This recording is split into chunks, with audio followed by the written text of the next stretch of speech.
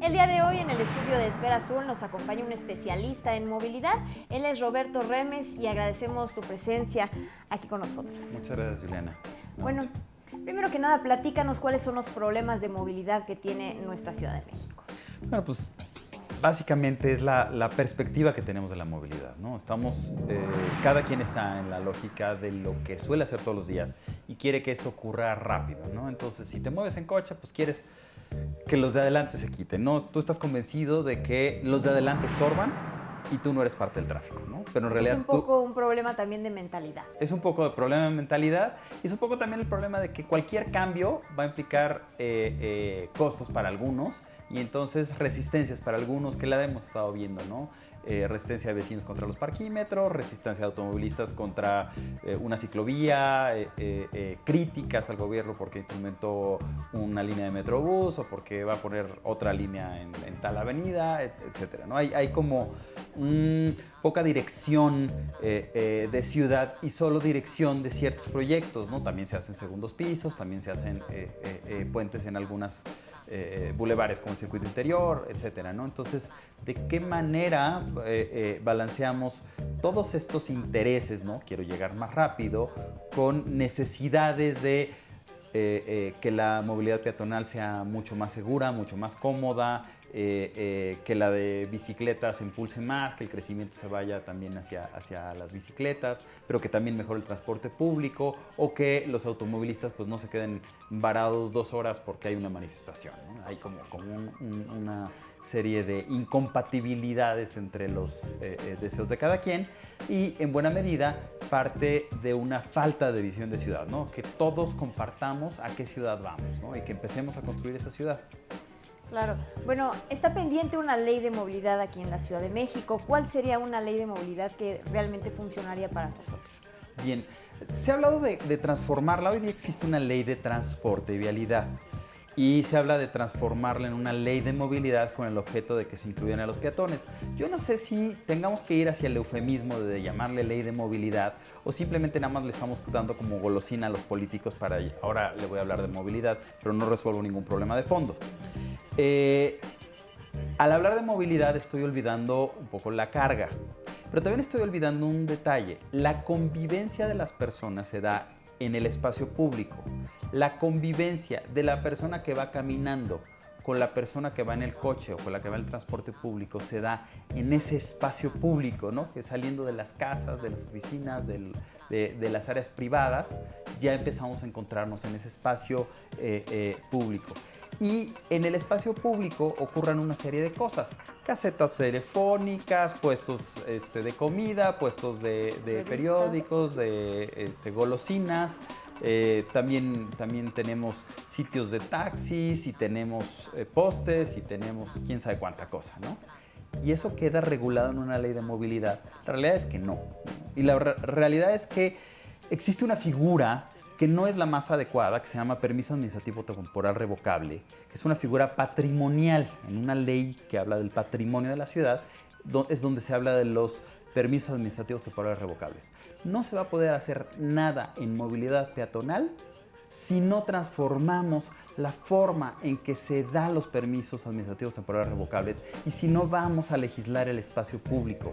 Se están equivocando los legisladores que solo hablan de movilidad, porque solo se están yendo pues, por lo que te decía, ¿no? La palabra que suena bonita, pero no están yéndose de fondo a un problema de administración del espacio público. ¿Y qué pensaría con administración del espacio público?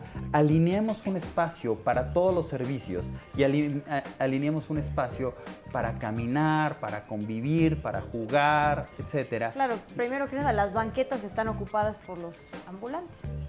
Por los ambulantes, por los postes de teléfonos públicos, por las cabinas de teléfonos públicos. Es un desastre. Ya en una época en donde el celular domina, seguimos poniendo montones de casetas telefónicas. No digo que no haya, ¿no? Deberíamos tener, sí, probablemente una en un radio de, ¿qué te gusta? 200 metros, ¿no? Encontrarnos, pero una. ¿Y por qué de repente me encuentro 10, ¿no? En el cruce peatonal, 10 casetas, ¿no? Entonces, estamos teniendo una mala administración del espacio público. Proyectos de transporte, por ejemplo. empezaron a hacer un carril que fuera exclusivo de los autobuses que pasan por la avenida Mariano Escobedo, que luego se convierte en Cuitláhuac y que es una de las más importantes de la ciudad.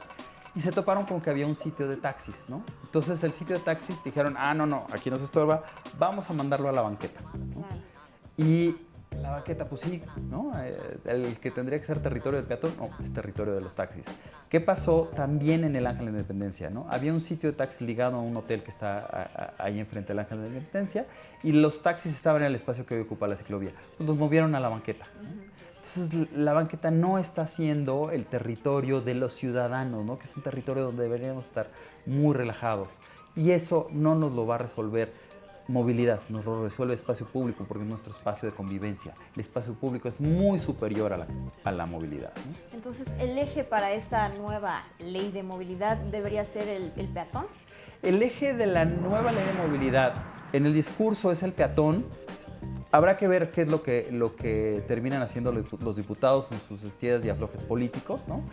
Pero el eje tendría que ser el ciudadano o el ser humano o la persona, ¿no? No como peatón, Sí. sino como A ver, persona. ¿cuándo eres peatón, no? En teoría eres peatón cuando te estás desplazando de un lado a otro. Y si solo saliste a regar las plantas respirar que están, el ¿no? A respirar aire el puro. aire, incluso a fumar, ¿no? También sería válido. Sales a pasear a tus hijos, sales a pasear al perro, sales simplemente a ver los cohetes el 16 de septiembre, ¿no? De repente las pirotecnias se ven desde lejos, las pirotecnias de las delegaciones, qué sé yo, ¿no? Sales a la calle a muchas más cosas que a moverte de un lado a otro, ¿no?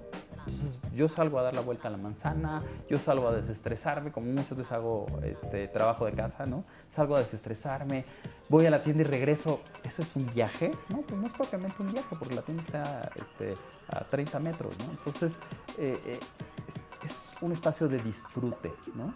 Y entonces hay que buscar ese espacio de disfrute, ese espacio en donde me encuentro con el vecino y voy saludando a los de mi zona, ¿no? Entonces hay que entenderlo mucho más lejos de movilidad, ¿no? ¿Cómo ves el programa Ecobici? El programa Ecobici es uno de los grandes detonadores de la movilidad en bicicleta, ¿no? O sea, la verdad es que sí fue un acierto de la administración pasada, ¿no? El que la Secretaría de Medio Ambiente lo instrumentara, porque la gente confió en la bicicleta, ¿no? Eso es importante. No tenemos las ciclovías, pero la gente confió en la bicicleta a partir del programa. Ciertamente, si tú al programa le das ciclovías, empiezas un círculo virtuoso, ¿no? Incluso ha habido la discusión de ¿debemos ir con las ciclovías primero o debemos ir con el programa de Ecobici primero? Y ocurrió algo bien interesante. En la delegación Benito Juárez, que es la que sigue la ampliación de la red de Ecobici, hicieron 2 ciclovías a pesar de los vecinos. Algunos vecinos sí están a favor, otros vecinos están en contra, ¿no? Ambas ciclovías han tenido cierta resistencia de vecinos de la calle de Dakota, de la calle de Adolfo Prieto. Entonces estamos viendo un caso en donde la ciclovía está llegando antes de la Ecobici. En 6 meses estará inaugurándose Ecobici en la delegación Benito Juárez, del Valle, Narvarte, Nápoles y algunas otras colonias de los alrededores.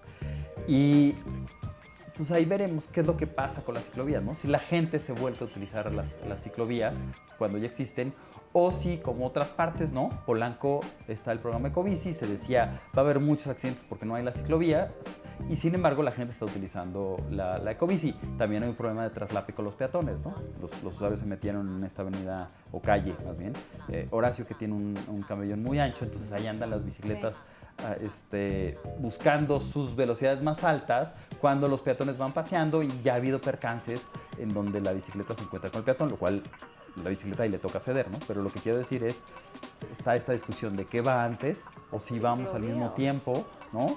Si vamos con un programa agresivo. Las vías secundarias, por ejemplo, son para que vayamos calmados. Y resulta que como las vías secundarias a veces tienen menos tráfico, la gente pega un acelerón de 60 a 70 kilómetros por hora y la gente quiere rebasar en vías secundarias. Y tenemos mucha vialidad secundaria en la Ciudad de México de 2 carriles. Eso significa que puedo rebasar.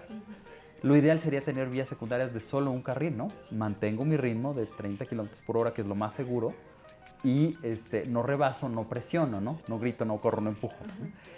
¿Qué opinas de que, bueno, algunas personas dicen que aumentar el precio de los estacionamientos y también Podría disminuir el tránsito en la ciudad. También quitarle los subsidios a la gasolina, etcétera. Veamos lo que pasa en Venezuela, que es muy divertido. Venezuela, que tiene un gobierno populista, que no se pone a analizar qué es lo que ocurre con las cosas, ¿no? Entonces, como parte de su populismo, y además son productores de petróleo, más que México incluso, tiene la gasolina más barata del mundo, ¿no? Más o menos por lo que nosotros llenamos un tanque, por lo que nosotros ponemos 1 litro de gasolina, ellos están llenando un tanque, ¿no? Y dicen que son una peleadera en centros comerciales, en cualquier lugar, por los cajones de estacionamiento, ¿no? Pues, de alguna manera. Hay mucho tránsito. Y hay mucha congestión, ¿no? De alguna manera, la gasolina barata, a pesar de que es una de las cosas en donde el automovilista está dispuesto a gastar más, ¿no? Le llaman inelástico, se le llama en economía. En el caso de Venezuela, ocurre que son tantos los coches que se pelean por los lugares de estacionamiento, ¿no? Y literalmente se bajan y se pelean, ¿no? Y entonces tú te estás estacionando y llega otro y se te mete, ¿no? Ciertamente, si no hay una tarificación, si no hay algún elemento de discriminación de quién se estaciona y quién no, siempre va a haber un elemento irregular, llámese franelero, llámese el que simplemente apartó el lugar, y otra serie de irregularidades, ¿no? Autos en la banqueta, autos en las esquinas, en las rampas para personas con discapacidad, etcétera, ¿no? Entonces, sí nos encontramos con un problema que hay que resolver. Y no es un problema que hay que resolver en términos de dónde voy a estacionar más coches. Porque yo tengo un problema que no me caben mis camisas en el closet, ¿no? Y el gobierno no me va a resolver ese problema de que no me caben las camisas en el coche, ¿no? Porque es un problema privado. ¿Por qué? Porque la camisa es un bien privado. Pues el coche también es un bien privado. Entonces, cuando se le pide al gobierno, ¿por qué diablos, no? Tengo que resolverte tu problema. Es tu problema porque tú compraste el coche. Claro, el coche te sirve para desplazarte. Entonces, ¿cuál es la solución? Si es el precio, ¿no? O sea, te tengo que cobrar en la calle, cuando esté llena la calle, y te tengo que... yo no estaría tan de acuerdo con regular los estacionamientos por sí solos. Lo que sí estaría de acuerdo es decir, ¿por qué te voy a permitir que con el mismo impuesto que tengas por cualquier predio, tú estaciones ahí coches? Porque nos encontramos con zonas con el suelo mejor ubicado, que se utilizan como cajones de estacionamiento, ¿no? Un solo nivel, cajones de estacionamiento.